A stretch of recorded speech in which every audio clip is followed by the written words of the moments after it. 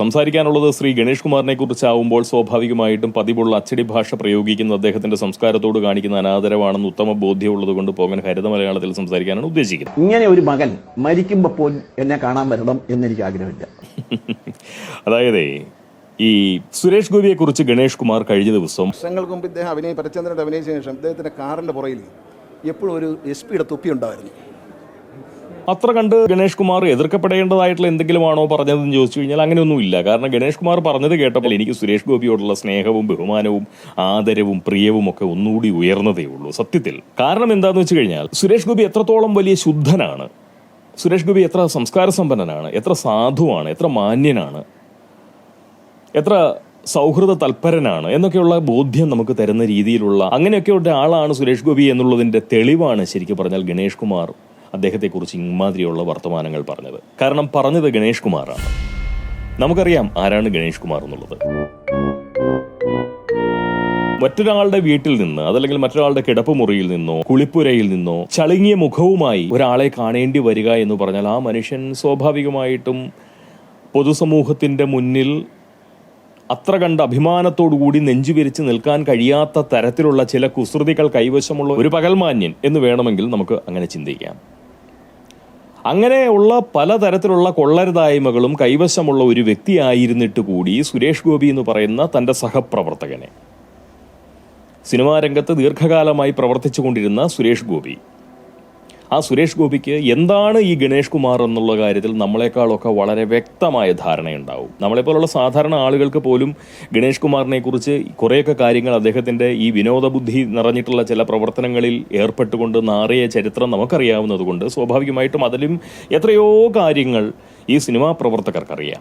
എന്നിട്ട് കൂടി അതൊക്കെ അറിയാവുന്ന ഒരാളായിട്ട് കൂടി സുരേഷ് ഗോപിയെ പ്രകോപിപ്പിക്കാൻ അദ്ദേഹം ശ്രമിച്ചിട്ടുണ്ട് എന്നുണ്ടെങ്കിൽ വായിൽ കോലിട്ട് കിള്ളിയാൽ പോലും സുരേഷ് ഗോപി കടിക്കില്ല എന്ന് പറയുന്ന ചിന്ത, ഒരു വിശ്വാസം, ഒരു ബോധ്യം സുരേഷ് ഗോപിയെക്കുറിച്ച് ഗണേഷ് കുമാർ വെച്ച് പുലർത്തുന്നത് കൊണ്ടല്ലേ. തിരിച്ചടി നൽകേണ്ട സമയത്ത് പോലും സഹിഷ്ണുതയോടുകൂടി മാന്യമായി സഹജീവി സ്നേഹത്തോടുകൂടി ഒരാൾ പെരുമാറുമെന്നുണ്ടെങ്കിൽ ആ മനുഷ്യൻ സാധുവല്ലേ.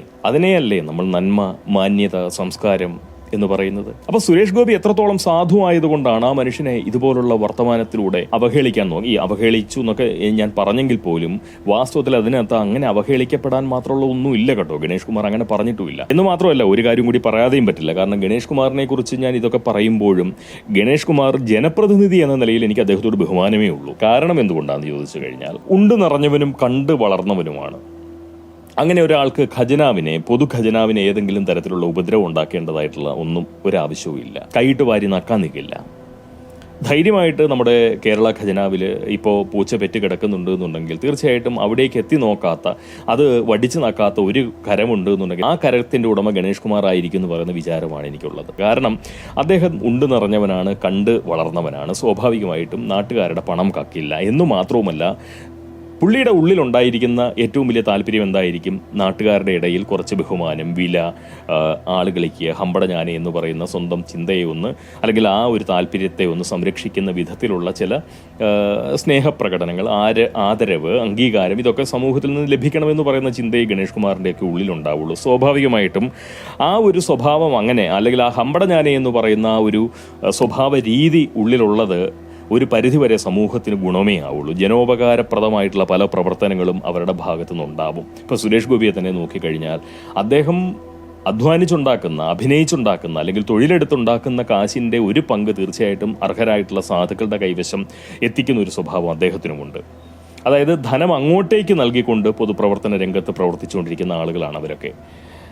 അതുകൊണ്ട് സുരേഷ് ഗോപിയോടും ഗണേഷ് കുമാറിനോടും ഒക്കെ അവരേത് പാർട്ടി, ഏത് പ്രസ്ഥാനം, ഏത് മുന്നണി, അതൊന്നും നോക്കേണ്ട ആവശ്യമില്ല. അത്തരം പൊതുപ്രവർത്തകരാണ് സമൂഹത്തിന് ഗുണമായി മാറുക.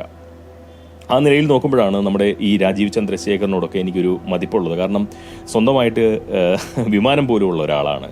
അതുകൊണ്ട് കേരളീയ ഖജനാവിൽ കൈയിട്ട് നക്കേണ്ട ആവശ്യം, ഗതികേട് ഇവർക്ക് ആർക്കുമില്ല.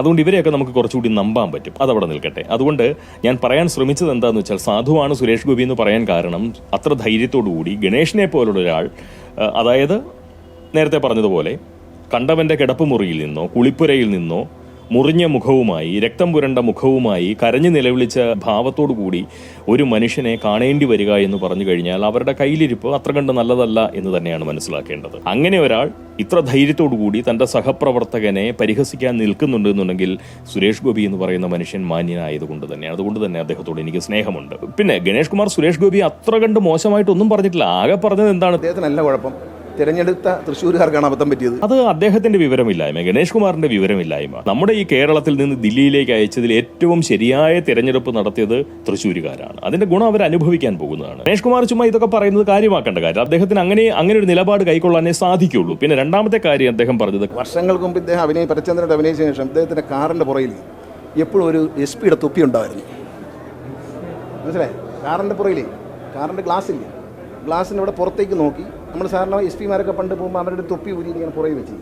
ഇദ്ദേഹത്തിൻ്റെ കാറിൻ്റെ പുറകെ കുറേ കാലം, ഞാൻ തമാശ പറഞ്ഞില്ല, ഓർമ്മയിൽ ആർക്കെങ്കിലും ഉണ്ടെങ്കിൽ ശ്രദ്ധിച്ചാൽ മതി, ഒരു SP യുടെ IPS എന്ന് എഴുതിയൊരു തൊപ്പി കാറിൻ്റെ സീറ്റിൻ്റെ പുറകിൽ നിന്ന് കണ്ണാടി കൂടെ പുറത്തേക്ക് വെച്ചിട്ടുണ്ടായിരുന്നു. അത്രയും പറയാനുണ്ട്. എനിക്കിപ്പോഴും മനസ്സിലാവുന്നില്ല അതിൽ എന്താണ് അധിക്ഷേപമുള്ളത്. ഇത്രമാത്രം പരിഹസിക്കപ്പെടാൻ മാത്രം എന്താ ഉള്ളത്? അതായത് ഞാൻ ഇപ്പോഴും വ്യക്തമായിട്ട് ഓർക്കുന്നുണ്ട്, 1999 ദില്ലിയിൽ വെച്ച് ഇന്ത്യ-പാക് മത്സരം നടക്കുകയാണ്, ടെസ്റ്റ് മത്സരം നടക്കുകയാണ്. അതിൻ്റെ രണ്ടാമത്തെ ഇന്നിങ്സിൽ അനിൽ കുംബ്ലെ പാകിസ്ഥാന്റെ 10 വിക്കറ്റ് സ്വന്തമാക്കി. ഏതാണ്ട് 26 ഓവറും 3 ബോളും ചെയ്തപ്പോഴത്തേക്കും പാകിസ്ഥാനികളായിട്ടുള്ള ബാറ്റർമാരെ 10 പേരെയും ഇദ്ദേഹം സ്വന്തം പന്തിലാക്കി. മൈതാനം വിടുമ്പോൾ അദ്ദേഹം വീട്ടിലേക്ക് എടുത്തത് ആ പന്താണ്. ആ പന്ത് കൂടി എടുത്തു. എന്തിനായിരുന്നു? ആ ചരിത്ര നിമിഷത്തിന്റെ ഓർമ്മയ്ക്കായിട്ട്. അത് ആ കളിയോടുള്ള അദ്ദേഹത്തിന്റെ ഇഷ്ടമാണ്.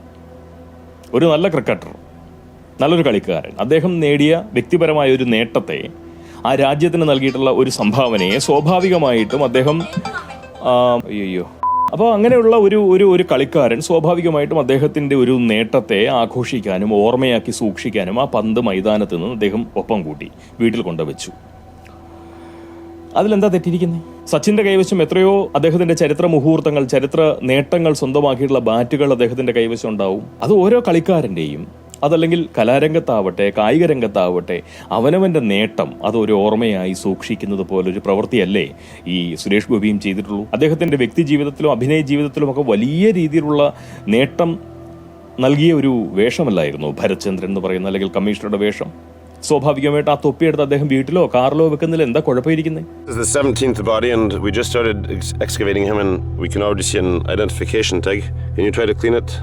ഈ അടുത്ത് കണ്ട ഒരു വീഡിയോയിൽ റഷ്യക്കാരനായിട്ടുള്ള ഒരു പട്ടാള ഉദ്യോഗസ്ഥന്റെ അസ്ഥികൂടം കണ്ടെടുത്തപ്പോൾ പൊട്ടിയ എല്ലുകൾക്കും തകർന്ന തലയോട്ടിക്കുമൊപ്പം ഏതാനും കോണ്ടങ്ങൾ കൂടി കണ്ടെടുത്തു. അതായത് ആ പട്ടാള ഉദ്യോഗസ്ഥൻ കോണ്ടത്തിൽ നടത്തിയ വെടിവയ്പ്പിനെയാവും തന്റെ ഏറ്റവും വലിയ നേട്ടമായി കൂട്ടിയിട്ടുണ്ടാവുക. അതുകൊണ്ട് തന്നെ യുദ്ധത്തിനായി തോക്കും പെറുക്കി ഉണ്ടയും എടുത്തു പോകുമ്പോൾ കോണ്ടങ്ങളെയും അദ്ദേഹം ഒപ്പം കൂട്ടി. കുംബ്ലെ പന്തും സച്ചിൻ ബാറ്റും ധോണി ഗ്ലൗസും അതുപോലെ തന്നെ നമ്മുടെ സുരേഷ് ഗോപി കമ്മീഷണർ തൊപ്പിയും ഒക്കെ തങ്ങളുടെ നേട്ടങ്ങളുടെ അടയാള സ്മരണകളാക്കുമ്പോൾ റഷ്യൻ പട്ടാള ഉദ്യോഗസ്ഥൻ കോണ്ടങ്ങളെ അങ്ങനെ കാണുന്നു. അതിലെന്താ തെറ്റിയിരിക്കുന്നത്? ഗണേഷ് കുമാറിന് വാസനയുള്ള കളി ഏതാണെന്ന് നമുക്കറിയാം. ആ കളിയിൽ ശോഭിക്കാനും നേട്ടം കൊയ്യാനും അദ്ദേഹത്തെ സഹായിക്കുന്ന സംഗതി എപ്പോഴും ഒപ്പം സൂക്ഷിക്കാൻ നമ്മുടെ ഗണേഷ് കുമാറും ശ്രദ്ധിക്കാറില്ല. അദ്ദേഹം ഒരിടത്തും വെച്ചത് മറക്കാറില്ലല്ലോ. അല്ല, മറക്കാൻ കഴിയുകയില്ല, അത് വേറൊരു വശം. എങ്കിലും പറഞ്ഞു എന്ന് മാത്രം. കുംബ്ലെയ്ക്കും സച്ചിനും സുരേഷ് ഗോപിക്കും ഒക്കെ അവർ കരസ്ഥമാക്കിയ അടയാള സ്മാരകങ്ങളെ പൊതുജന സമക്ഷം പ്രദർശിപ്പിക്കാൻ തീർച്ചയായും പറ്റും. എന്നാൽ ഗണേഷ് കുമാറിന് എപ്പോഴും അത് നിക്കറിൽ പൊതിഞ്ഞ് മുണ്ടുകൊണ്ട് മറച്ചേ നടക്കാൻ പറ്റൂ. കണ്ട അറുകൂടല കമ്മിണിക്കുട്ടികളുടെ മുന്നിലല്ലാതെ മാനം മര്യാദയ്ക്ക് ജീവിക്കുന്ന മനുഷ്യരുടെ മുന്നിൽ അതെടുത്ത് പ്രദർശിപ്പിച്ചാൽ ഗണേശകുമാരന്റെ ആ നേട്ടക്കുല ചതച്ച് ചരിത്രമാക്കില്ലേ പൊതുസമൂഹം,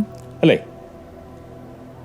അപ്പോൾ എല്ലാവരും അവരവർക്ക് വേണ്ടതായിട്ടുള്ള കാര്യങ്ങൾ, അവരവരുടെ നേട്ടങ്ങൾ അനുസ്മരിപ്പിക്കുന്ന എന്തെങ്കിലുമൊക്കെ കൂടെ കൊണ്ടു നടക്കുന്നുണ്ടെങ്കിൽ അത് അവരുടെ ആത്മവിശ്വാസം ഉയർത്താനോ അത് ആത്മരീതി എന്ന് പറഞ്ഞ് കളിയാക്കിയാലും ഒന്നും കാര്യമില്ല. അത് ഭ്രാന്തെന്നൊന്നും പറഞ്ഞിട്ട് കാര്യമില്ല. എന്തായാലും ഇതൊക്കെ സ്വാഭാവികമായിട്ടും എല്ലാവരും കലാകാരന്മാരായാലും കായിക താരങ്ങളായാലും ആരായാലും ഇതൊക്കെ ചെയ്യുന്നതാണ്. എഴുത്തുകാർ അവരുടെ ചില ഏറ്റവും ഹിറ്റ് സിനിമയ്ക്ക് എഴുതിയിട്ടുള്ള തിരക്കഥാകൃത്തുക്കൾ ഏറ്റവും ഹിറ്റ് സിനിമയ്ക്ക് എഴുതിയിട്ടുള്ള പേന സൂക്ഷിച്ച് വെക്കുന്നതായിട്ട് കേട്ടിട്ടുണ്ട്.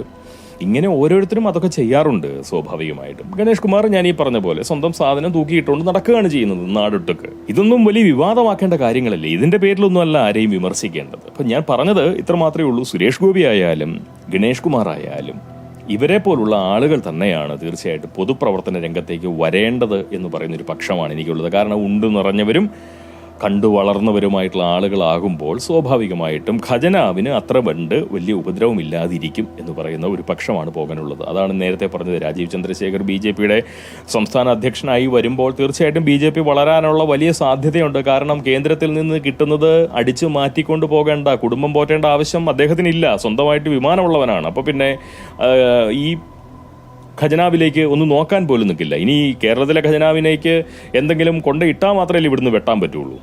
ആ അവസ്ഥയിലല്ലേ, കേന്ദ്രത്തിൽ നിന്ന് വല്ലതും കൊടുത്താലല്ലേ ഉള്ളൂ. അപ്പോൾ അങ്ങനെയുള്ള ഇതാവുമ്പോൾ സ്വാഭാവികമായിട്ട് BJP നമുക്ക് അത്ര കണ്ട് പേടിക്കേണ്ട ആവശ്യമില്ല. രാജീവ് ചന്ദ്രശേഖരനെ അത്ര കണ്ട് പേടിക്കേണ്ട ആവശ്യമില്ല. സുരേഷ് ഗോപിയെ നമുക്ക് പേടിക്കേണ്ട ആവശ്യമില്ല. ഗണേഷ് കുമാറിനെ നമുക്ക് ധൈര്യമായിട്ട് കൂടെ കൂട്ടാം ജനപ്രതിനിധി എന്ന നിലയിൽ. കാരണം എന്താണെന്ന് വെച്ച് കഴിഞ്ഞാൽ അവരൊന്നും ഖജനാവിന് വലിയ ഉപദ്രവം ഉണ്ടാക്കില്ല. പിന്നെ ഇതുപോലുള്ള വിവരദോഷം പറയുന്നതിന് ഇപ്പോൾ നമുക്ക് എന്ത് ചെയ്യാൻ പറ്റും?